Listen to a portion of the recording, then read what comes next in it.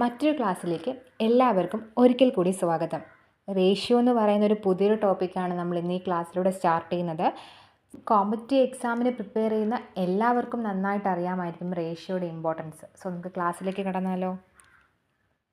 Ratio of two quantities of the same kind and the same units is a comparison by the division of the measures of two quantities.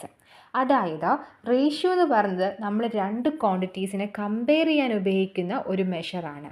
അതായത് ഇപ്പോൾ ഞാനൊരു example പറയാം. രണ്ട് പേരുടെ height തമ്മിൽ നമ്മൾ compare ചെയ്യാൻ പോവാം. ഞാൻ എടുക്കാൻ പോകുന്ന രണ്ടും ഹൈറ്റാണ്. അതായത് ഒരു ഹൈറ്റും ഒരു കുട്ടിയുടെ വെയിറ്റും എങ്ങനെ കമ്പയർ ചെയ്യാൻ പറ്റുമോ? രണ്ടുപേരുടെ ഹൈറ്റ് കമ്പയർ ചെയ്യാനല്ലേ പറ്റത്തുള്ളൂ, അല്ലെങ്കിൽ രണ്ടുപേരുടെ വെയിറ്റ് കമ്പയർ ചെയ്യാനല്ലേ പറ്റത്തുള്ളൂ. അപ്പോൾ രണ്ടുപേരുടെ ഹൈറ്റാണ് ഞാൻ, അപ്പോൾ അത് സെയിം കൈൻഡ് ആയേ. ഇതിനെന്താ യൂണിറ്റ്? ഒരാളുടെ ഞാൻ സെൻറ്റിമീറ്ററും ഒരാളുടെ മീറ്ററിലും എടുത്ത് വെച്ചിരിക്കുക. കമ്പയർ ചെയ്യാൻ പറ്റുമോ? ഇല്ല. രണ്ടുപേരുടെ യൂണിറ്റും ഒന്നുകിൽ സെൻറ്റിമീറ്ററിലായിരിക്കണം അല്ലെങ്കിൽ മീറ്ററിലായിരിക്കണം. അപ്പോൾ ഒരേ കൈൻഡിലുള്ളതും ഒരേ യൂണിറ്റുള്ളതും ആയിട്ടുള്ള ക്വാണ്ടിറ്റീസിൻ്റെ കമ്പാരിസൺ ആണ് റേഷ്യോ വരെ നടത്തുന്നത്. ഇപ്പോൾ ഒരാളുടെ കയ്യിൽ 1000 രൂപയാണ് വേജ് കിട്ടി, മറ്റൊരാൾക്ക് 2000 രൂപ വേജ് കിട്ടി. എത്രയാണ് ആദ്യത്തെ ആളെക്കാളും രണ്ടാമത്തെ ആളിന് കൂടുതൽ? നമ്മൾ റേഷ്യോ ആണ് നമ്മൾ കമ്പയർ ചെയ്യാനായിട്ട് ഉപയോഗിക്കുന്നത്. റേഷ്യോ എന്ന് പറയുന്നത് രണ്ട് ക്വാണ്ടിറ്റീസിനെ കമ്പയർ ചെയ്യാന്നുള്ളൊരു മെഷറാണ്.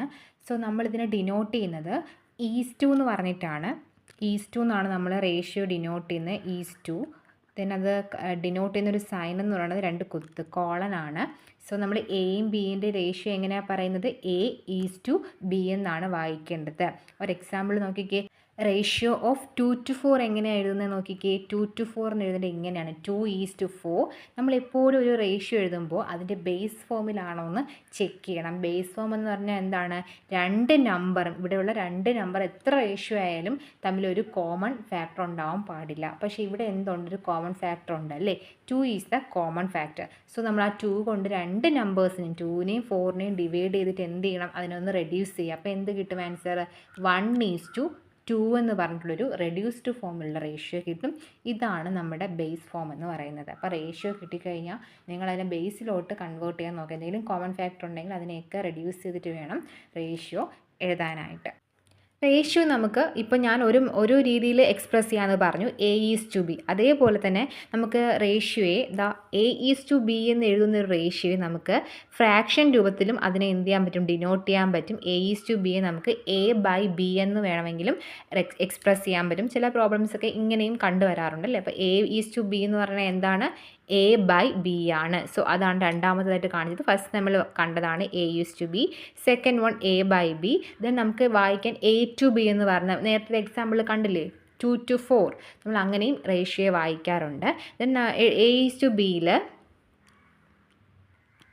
ഈ ഫസ്റ്റ് നമ്പർ നമ്മൾ വിളിക്കുന്നത് ആൻറ്റിസിഡൻ്റ് എന്നും സെക്കൻഡ് നമ്പറിനെ വിളിക്കുന്നത് കോൺസിക്വൻ്റ് എന്നും ആണ്. അപ്പോൾ A is called first term or antecedent and B is called second term or consequent. അപ്പോൾ 2:3 ആൻറ്റിസിഡൻറ്റ് 2ഉം 3 എന്ന് പറഞ്ഞാൽ എന്താണ്? കോൺസിക്വൻറ്റും ആയിരിക്കും.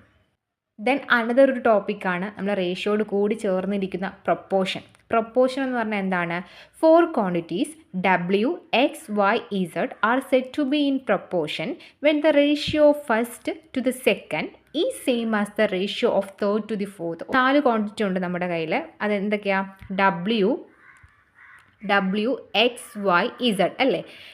ഈ 4 പ്രൊപ്പോർഷനിലാണെന്ന് എങ്ങനെയാണ് പറയാമെന്ന് ചോദിച്ചാൽ, ഫസ്റ്റ് രണ്ട് ക്വാണ്ടിറ്റി അതായത് W ഈസ് ടു എക്സ്, ഡബ്ല്യുവിൻ്റെയും എക്സിൻ്റെ റേഷ്യോയും 3ഉം 4ഉം ക്വാണ്ടിറ്റീസ് അതായത് വൈൻ്റെയും ഇസഡിൻ്റെയും റേഷ്യോയും തമ്മിൽ തുല്യമാവുകയാണെങ്കിൽ ഈ 4 നമ്പേഴ്സും പ്രൊപ്പോർഷനിലാണെന്ന് പറയാം. Okay, 4 quantities W, X, Y, Z are set to be in proportion.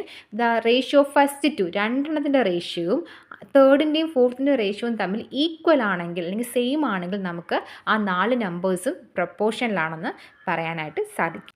So നമ്മൾ പ്രൊപ്പോർഷനെ ഡിനോട്ട് ചെയ്യാനായിട്ട് ഇപ്പോൾ ഞാൻ നേരത്തെ കാണിച്ച പോലെ W is to X equal to Y is to Z എന്ന് നമുക്ക് ഡിനോട്ട് ചെയ്യാം. അതർവൈസ് ഈ ഈക്വൽ ടുവിന് പകരം 2 കോളൻ ഇടാം. അതായത് ഈസ് ടു എന്നിട്ടില്ലേ, 2 ഈസ് ടുവും കൂടെ ഇവിടെ താഴെ കാണിച്ചിട്ടുണ്ട്. ഈ പാറ്റേണിൽ നമുക്ക് പ്രൊപ്പോർഷനെ എന്ത് ചെയ്യാൻ പറ്റും? ഡിനോട്ട് ചെയ്യാനായിട്ട് പറ്റും.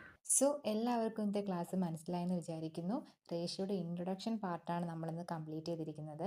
ഇനി വരും ക്ലാസ്സുകളിൽ നമ്മൾ കൂടുതൽ ടൈപ്പുകളായിരിക്കും റേഷ്യോ ആയിട്ട് ബന്ധപ്പെട്ട് നോക്കാൻ പോകുന്നത്. സോ ആ വീഡിയോസൊക്കെ കിട്ടാൻ വേണ്ടിയിട്ട് നമ്മുടെ ചാനൽ സബ്സ്ക്രൈബ് ചെയ്യണം, ലൈക്ക് ചെയ്യണം, ഷെയർ ചെയ്യണം. Thank you for watching.